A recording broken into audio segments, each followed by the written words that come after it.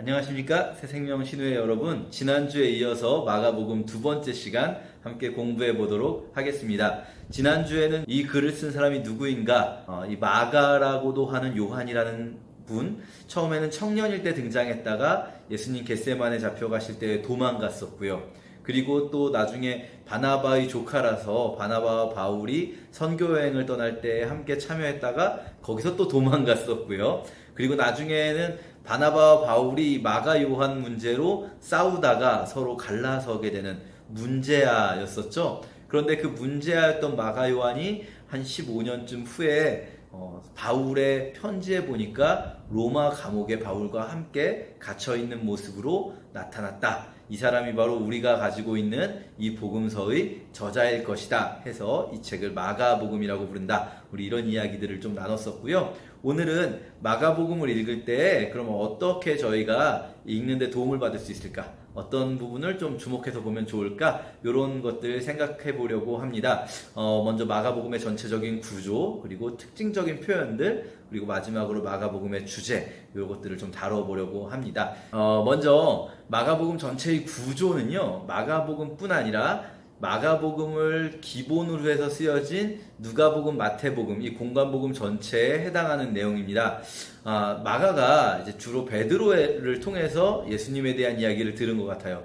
그걸 저희가 이제 알 수 있게 되는 건 뭐냐면, 카메라가 계속 베드로를 쫓아다닌다라는 겁니다. 무슨 말이냐면요, 우리가 생각할 땐 예수님 이야기니까 복음서는 당연히 예수님을 중심으로 이 시선이 이동될 것 같은데요. 예를 들어서 예수님과 제자들이 서로 헤어지는 장면이 있어요. 예수님은 산 위로 기도하러 올라가시고 제자들은 배를 타고 갈릴리 호수를 건너갑니다. 그때 카메라는 누구를 따라갈까요? 산 위로 기도하러 가신 예수님이 아니라 갈릴리 호수를 건너고 있는 제자들을 따라가고 있어요. 자, 이 얘기는 뭐냐면요, 이 글을 쓴 사람, 이 글의 원소스가 어디에서 왔는가를 우리가 유추할 수 있다는 거예요.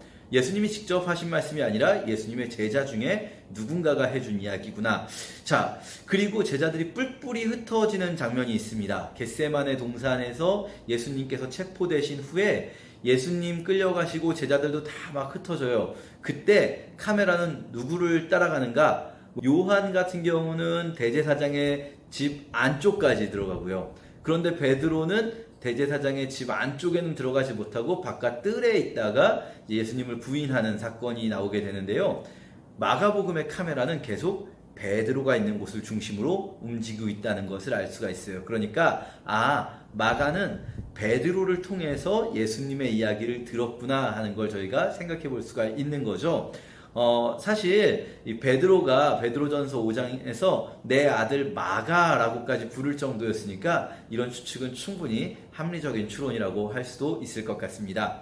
그런데 베드로를 통해서 예수님의 이야기를 쭉 들어보니 예수님께서 자꾸 이동하세요. 왜 그러냐면 예수님의 집은 갈릴리라는 지역의 가버나움이라는 도시에 예수님의 집이 있었어요. 그런데 이 갈릴리에 살던 예수님이 절기 때가 되면 항상 이스라엘 백성들은 예루살렘으로 내려가야 되거든요. 그러니까 갈릴리 지역에서 주로 사역하시다가 예루살렘 쪽으로 내려가시고 또 갈릴리, 예루살렘, 갈릴리, 예루살렘 계속 왔다 갔다 해야 하는 상황이 발생되는 거죠. 그래서 마가는 이걸 좀 더 명료하게 설명하고자 지역을 중심으로 사건을 서술하기로 했어요. 그래서 마가복음은요, 앞부분에는 갈릴리 지역에서 있었던 사역, 그리고 이제 갈릴리에서 예루살렘으로 이동하는 장면들, 마지막 예루살렘에서의 사역, 십자가 지시고 부활하신 이야기까지 이렇게 마가복음은 기록하고 있습니다. 물론 부활하신 부분 16장 이 뒷부분은 사실 마가복음 원본에 있는 내용은 아니다. 지난주에 말씀 잠깐 드렸었어요.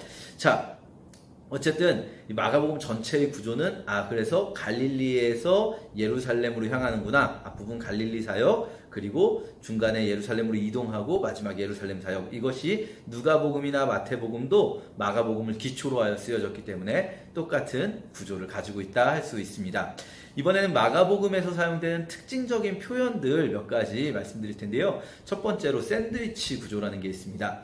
샌드위치 어떻게 생겼죠? 빵과 빵 사이에 햄이 들어가 있죠. 자, 샌드위치에서 중요한 거는 빵일까요? 햄일까요? 저 같은 경우는 햄이 훨씬 더 중요하다고 생각합니다. 이렇게 샌드위치 구조라는 거는요, 동일한 사건 혹은 비슷한 사건 두 개 사이에 다른 사건이 끼어 들어가 있는 거예요. 이 겉을 감싸고 있는 사건을 해석하는 해석의 포인트, 열쇠가 가운데 끼어 있는 햄 위치에 있는 사건에 있다고 볼 수 있는 거죠. 지금 보시면 여러 가지 사건들이 샌드위치 구조로 되어 있는 걸 볼 수가 있습니다. 무화과나무를 저주하신 사건 사이에 무화과나무를 저주하시고 성전에 들어갔다가 성전에서 성전 정화를 하시고 나오셔서 무화과나무가 말라 있는 것을 보게 되죠. 또 회당장 야이로의 딸을 고치러 가는 사건도 딸을 고치러 가는 길에 중간에 갑자기 12해를 혈루병으로 앓던 여인 이야기가 나오고, 그리고 그 여인이 간 후에 다시 회당장의 집에 가서 딸을 고쳐주시는 사건, 이런 식으로 이 중간에 다른 사건이 끼어들어가 있는 구조가 있습니다. 이럴 때 그냥 시간 순서로 이렇게 되어서 이렇게 기록을 했나 보다 생각할 것이 아니라 잘 들여다보면 이 두 사건이 연결되어 있구나. 예를 들면 열매 없는 무화과나무를 저주하실 때의 포인트는 무화과나무에 있지 않은 거예요. 바로 중간에 있었던 사건, 성전에서 장사하는 자들을 비판하신, 혼내키신 사건이 열매 없는 무화과나무 사건과 연결된다 할 수 있습니다. 열매 없는 무화과나무는 누구를 이야기하는 걸까요? 바로 이스라엘의 종교인들이라고 할 수 있죠. 야이로의 딸 고쳐주시는 사건, 달리다굼 하시니 12살짜리 소녀가 죽었다가 살아난 사건 있지 않습니까? 이 사건 같은 경우도 잘 보면 딸이 12살이었다 나이가 나와요. 그리고 중간에 그 혈루증 여인, 예수님이 지나가시는 길에 예수님의 옷자락을 만져서 낳은 그 혈루증 여인이 12회를 혈루증으로 앓던 여인입니다. 12이라는 숫자는 완전히 라는 의미를 가지고 있을 수 있어요. 그러니까 12회를 혈루증으로 앓던 여인은 완전히 고칠 수 있는 방법이 없었던 거고요. 12살짜리 소녀도 역시 완전히 죽었다 할 수 있습니다. 그런데 이 혈루증을 앓고 있던 여인이 예수님의 옷자락을 만졌을 때 예수님께서 뭐라고 하시냐면, 딸아, 네 믿음이 너를 구원하였노라 라고 말씀하세요. 사실 다른 것도 많이 있을 수 있잖아요. 네가 여기까지 온 노력이 너를 구원하였다, 혹은 네가 여기까지 온 용기가 너를 구원하였다, 이럴 수도 있는데 그렇게 말씀하시지 않고 믿음이 너를 구원하였다 하죠. 그러고 나서 바로 이 여인을 고쳐주고 돌아서서 가는데 딸이 이미 죽었다는 이야기를 듣게 돼요. 그때 주님이 이 야이로에게 물어보십니다. 네가 믿느냐? 야이로는요, 조금 전에 봤잖아요. 딸아, 네 믿음이 너를 구원하였다. 그러고 나서 네가 믿느냐 하시는 거죠. 믿음이 죽은 자를 살린다는 겁니다. 이렇게 샌드위치 구조에서는요, 겉을 감싸고 있는 사건을 안에 있는 사건과 연결시켜서 해석하라는 겁니다. 똑같은 질병 치유 사건처럼 보이더라도 중풍병자를 고쳐주시는 사건 사이에 논쟁이 들어가 있구나. 그렇다면 이 논쟁과 중풍병자 사건 사이에 어떤 연결성이 있겠구나 생각하면서 해석을 해나가시면 되는 거겠죠. 마가복음의 이런 특징적인 표현 두 번째는요, 곧 즉시로, 이런 표현이 많이 들어간다는 겁니다. 사실 한글 성경으로는 이거를 다 다르게 번역해놔서 곧, 즉시로, 그 다음에 뭐 이런 식으로 번역이 되어 있으니까 다 다른 단어 같지만, 사실 원문을 보시면 헬라어로 유디스라는 단어가 같은 단어거든요. 그걸 이렇게 뭐 다르게 번역을 해놓은 건데, 유디스라는 단어가 마가복음에서 40번 정도 사용이 되고 있습니다. 마가복음은 전체 16장이거든요. 근데 40번 사용된다는 이야기는요, 한 장에 이 똑같은 단어가 두세 번씩 들어가 있다는 거예요. 평균적으로 굉장히 많이 쓰고 있는 거죠, 이 단어를. 그래서 마가복음을 보면 예수님 사역 시작하시자마자 계속 곧바로 그 즉시 이렇게 연결되니까 시간이, 예수님의 공생애가 이건 거의 한두 달밖에 안 되겠다, 이렇게 읽을 수가 있어요, 저희가.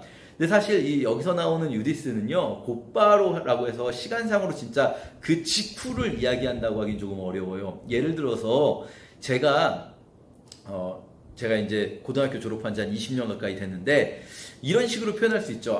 저는요, 고등학교 졸업하자마자 곧바로 운전면허 학원 가가지고 바로 면허 따서 운전 시작했어요. 뭐 이런 식으로 이야기할 수 있죠. 그렇죠?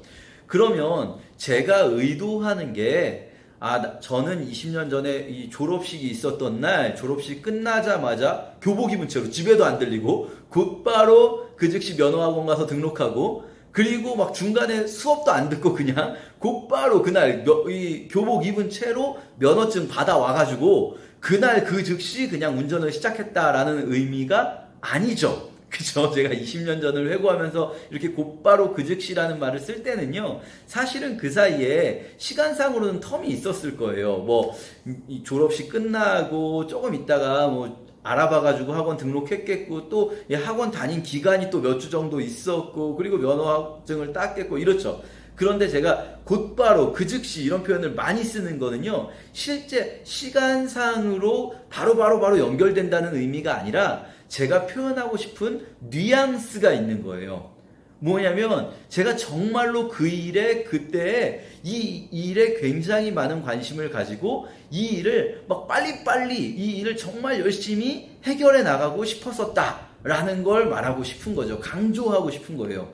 마가복음에서 유디스라는 표현이 이렇게 40번이나 등장하면서 막 한 장에 두세 번씩 나오면서 막 곧바로 했다 하는 거는요, 실제 시간상으로 그날 하루에 막 이 일이 다 있었다 이런 표현이 아니라 마가가 표현하고 싶은 예수 그리스도의 사역이 그렇다는 거예요.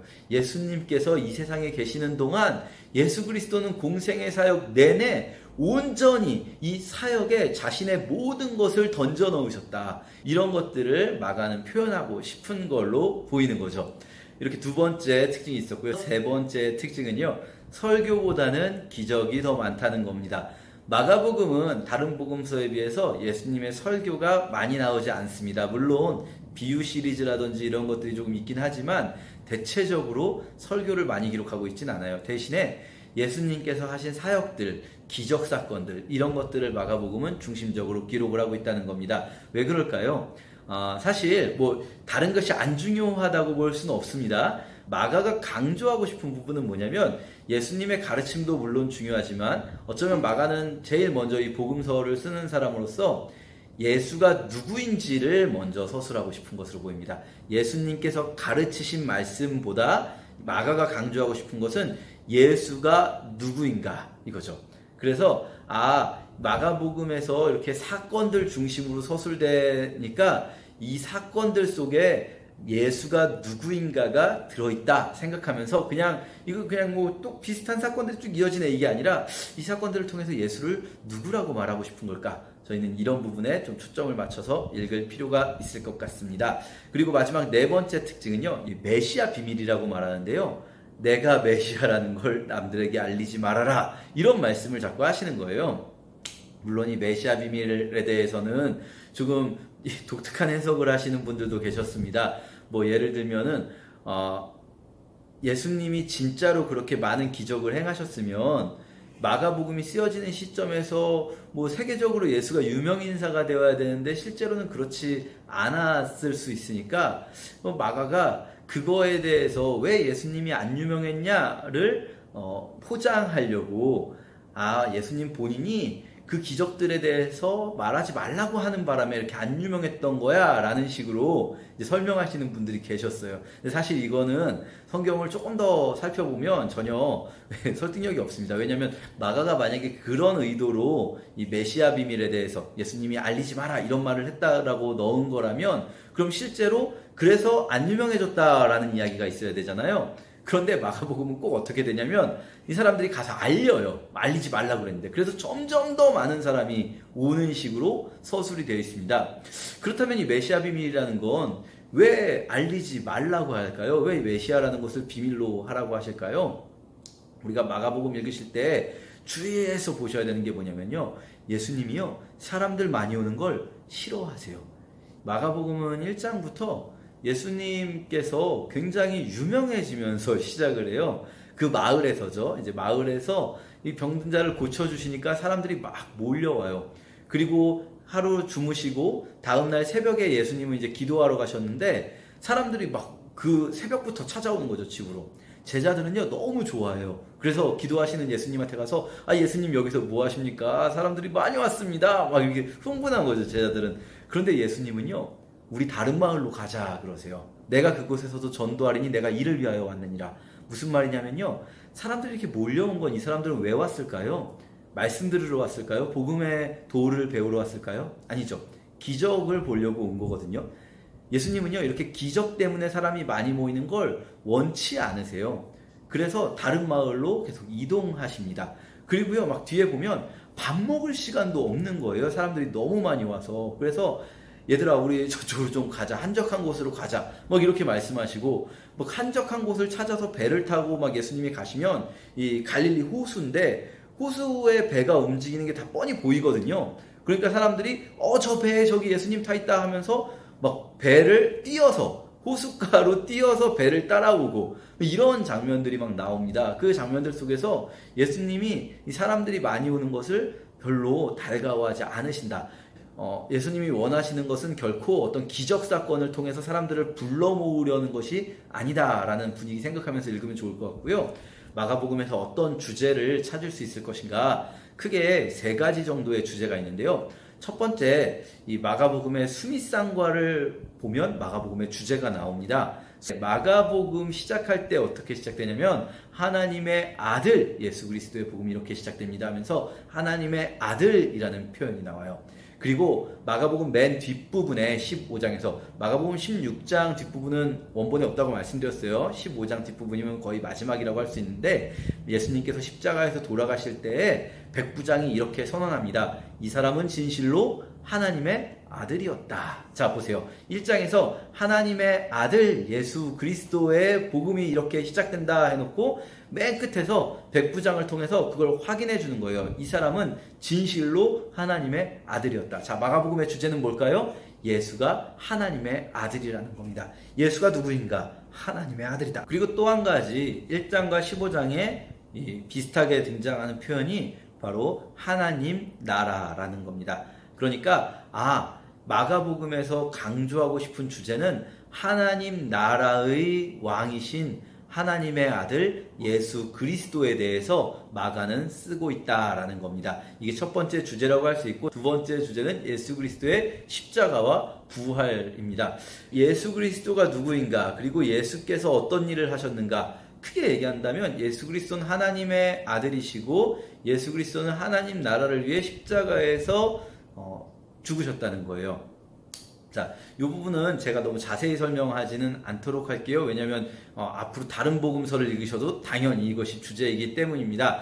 마가복음에 3번째 주제가 있는데요. 제자도라고 할 수 있습니다. 제자도. 사실 이것도 다른 복음서에서 강조되는데 마가복음에서 표현된 제자도는 살짝 독특한 면이 있습니다. 제가 이것을 연약한 이들의 제자도라고 써놨는데요.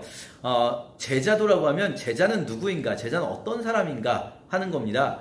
마가복음의 좀 특징적인 표현들을 한번 찾아보도록 할게요. 제가 지금 여기 마가복음, 마태복음, 누가복음에 동일하게 나온 구절을 보여드리는데요. 저희가 지난 시간에 배웠죠? 문장이 거의 동일한데 똑같은 사건을 서술할 땐 마가가 가장 장황한 표현을 쓰고 있다. 그쵸?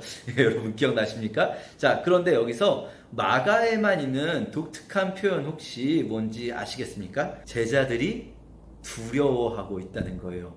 제자들이 두려워하고 있다. 마가복음은요, 이 표현이 굉장히 여러 번 나와요. 제자들은요, 뭘 이해를 잘 못하고 놀라고 두려워하는 전문가들이에요. 뭐만 하면 놀라고 두려워해요. 심지어 마가복음의 마지막 구절에서도 제자들은 빈 무덤을 보고 두려워하면서 끝나버리죠. 왜 마가는 이렇게 제자들을 놀라고 두려워하기만 하고 예수님이 뭘 가르치시면 예수님 말씀을 잘 이해를 못해서 혼나는 그런 사람들로 그리고 있을까요? 또 마가복음과 마태복음, 누가복음에 동일하게 나오고 있는 사건이 있습니다. 부자 청년 이야기죠. 부자 청년 이야기도요, 이것이 마가의 문장을 누가와 마태가 거의 그대로 가지고 가서 살짝씩만 바꿔 쓰고 있습니다. 우리는 이미 이 사람이 실패할 걸 알잖아요. 그러면 이 사람에 대해서 우리는 안 좋은 색안경을 끼고 볼 수가 있어요. 그런데 마가복음에 뭐라고 표현되어 있습니까? 이 사람이요, 달려와서 꿇어앉아서 엎드려서 예수님께 여쭤보는 거예요. 이 사람 비록 실패자지만 이 사람 간절하게 이 사람도 주님께 나왔었다는 거예요. 그리고 그 다음 보시면 예수님께서 하시는 말씀, 이것도 마가, 마태, 누가 같은데 마가 제일 장황하죠? 마가에만 있는 단어 보이십니까? 예수님이 그 사람에 대해 어떤 마음으로 보셨을까요? 어떤 마음으로 말씀하셨을까요? 예수님은 다 아셨을 거 아니에요? 이 사람 마음속을. 그러니까 이 사람이 어차피 자기 재산 때문에 실패할 거 아쉽고, 야, 너 같은 게 무슨 날 따라온다고 그러냐? 니까지 게? 너 이 땅의 재물에 욕심을 가지고 있는 니가? 아니죠. 뭐라고 나옵니까? 사랑하셔서 말씀하셨다는 거예요. 예수님은 이 사람이 실패자라는 거 아셨을 거예요. 그래도요, 예수님 사랑하세요.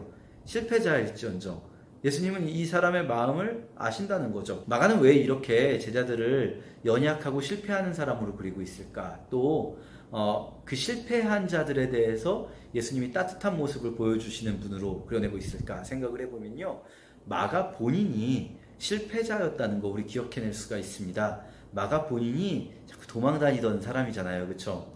그런데 그 마가를 예수님 포기하지 않으시고 끝까지 이끄셔서 이렇게 주의 이야기를 쓰게 하셨잖아요.